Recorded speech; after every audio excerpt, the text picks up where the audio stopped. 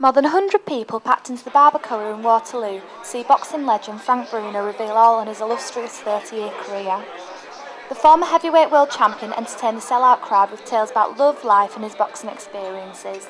Welcome to Liverpool. Thank you very much, Andy. I'm not too sure if I feel safe with the people that talk like you, but they seem alright so far. I'm alright so far, mate. Wait till they get to the night do when they've been on the ale all night. Okay. That's when it gets funny. Okay. Frank, first of all, we'll touch on his fight career. 45 fights, 40 wins, ladies and gents. 5 defeats. So happy the defeats, Frank here. 5 defeats, which we'll cover in depth. And 38 wins. 38 wins by stoppages. No, I started boxing when I was about 8 as a junior. Had a couple of fights, walkovers and that, and I started serious boxing when I got sent to my school.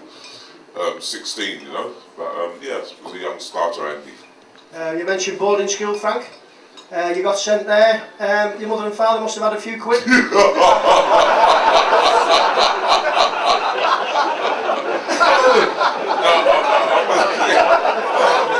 wasn't sent there of my choice, you know. I was a little bit of, not a bad boy, but I was trying to be a bad boy. I would have loved to have fought a guy called George Foreman because he was a big mama and he could hit.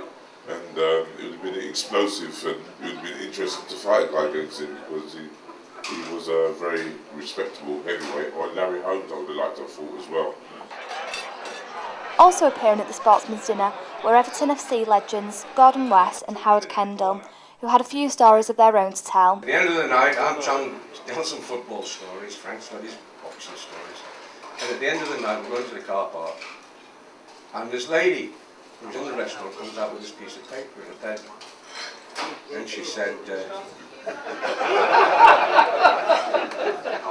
she said, "Lenny, would you please sign this for me?"